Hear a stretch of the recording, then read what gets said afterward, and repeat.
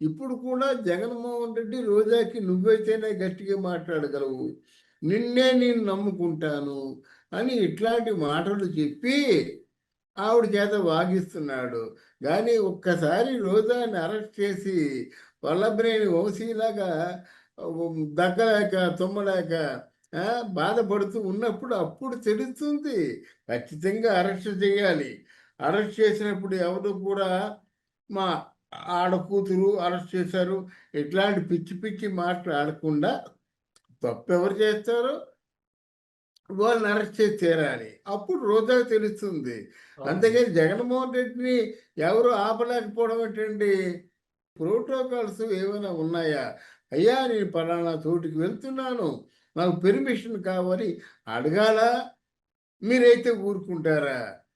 నువ్వు సామాన్యమైనటువంటి Pulivendula after ఎమ్మెల్యేవి, after ఎమ్మెల్యేవి, నీ ప్రోటోకాల్స్ వర్తించవా? వర్తించాలని చెప్పడం తప్ప. జనప్రబంధనం వచ్చారన్నావు. ఈ జనప్రబంధనమే రావడం నిజమైతే మీ సీట్లు 11కే ఎందుకు పరిమితం అయ్యాయి?